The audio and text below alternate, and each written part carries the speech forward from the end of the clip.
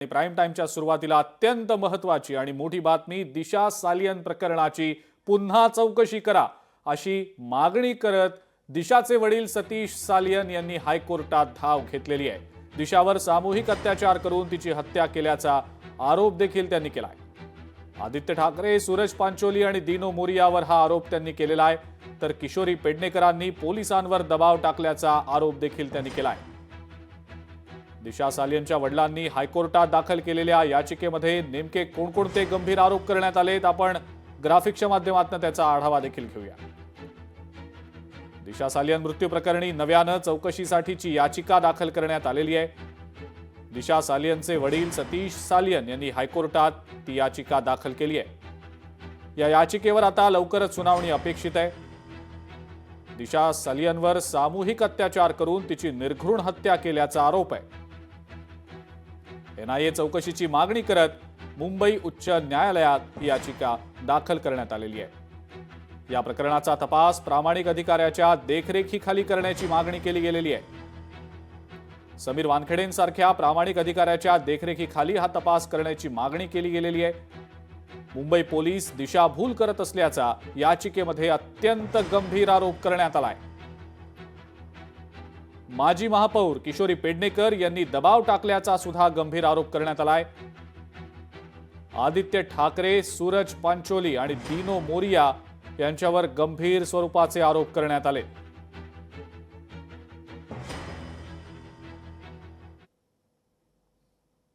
तेव्हाच्या मुख्यमंत्र्यांच्या मुलाला वाचवण्यासाठी काय काय करण्यात आलं याची स्पष्ट भूमिका आता दिशा सालियनच्या वडिलांनीच सांगितलेलं आहे।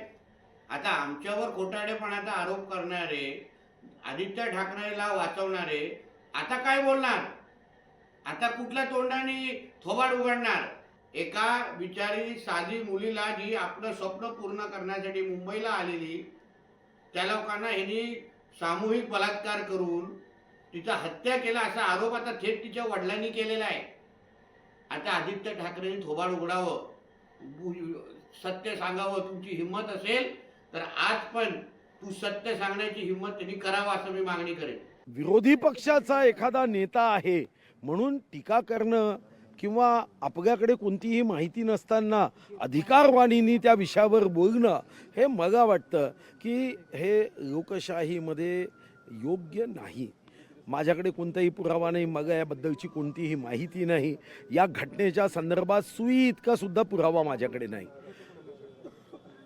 पिताश्रींनी त्यांच्या हायकोर्टामध्ये याचिका केली आहे, तर वेट अँड वॉच। हायकोर्ट या बाबतीमध्ये सांगेल की हे योग्य आहे, हे अयोग्य आहे, पुरावा आहे, या आधारावर पुढे गेलं पाहिजे किंवा हायकोर्टमध्ये केस बंद केली पाहिजे।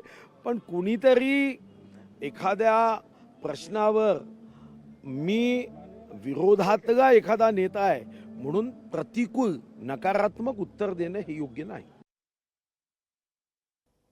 आणि याच संदर्भात अधिक माहिती आपण जाणून घेणार आहोत। भूषण शिंदे आपले प्रतिनिधी देखील आपल्या सोबत आहेत सध्या फोन लाईनवरनं। भूषण, आता याचिका दाखल केलेली आहे दिशा सालियनच्या वडिलांनी मुंबई हायकोर्टात आणि अनेक मुद्दे आहेत त्यात, अनेक आरोप आहेत त्यात, गंभीर स्वरूपाचे आरोप आहेत। भूषण, काय सांगता येईल या सगळ्याबद्दल? नक्कीच अजिंक्य, दिशा सालियन मृत्यू प्रकरणी पुन्हा एकदा चौकशी व्हावी अशी याचिका दिशाचे वडील सतीश सालियन यांनी दाखल केलेली आहे। मुंबई उच्च न्यायालयात ही याचिका दाखल केलेली आहे आणि एकंदर या संपूर्ण प्रकरणाची सुनावणी सुद्धा होणार आहे। मात्र या संपूर्ण खटल्यामध्ये, या संपूर्ण याचिकेमध्ये अत्यंत महत्त्वाची धक्कादायक माहिती दिलेली आहे। याच्यामध्ये आदित्य ठाकरे, त्यानंतर पंचोली आणि दीनो मोरिया या तिघांवरती गंभीर आरोप केलेले आहेत। त्यासोबतच तत्कालीन माजी महापौर किशोरी पेडणेकर यांच्यावर देखील दबाव टाकल्याचा आरोप केलेला आहे। ठीक आहे भूषण, थांबवतोय तुला काही क्षणांसाठी। लोकशाही मराठी ऐका, पहा, जागरूक रहा।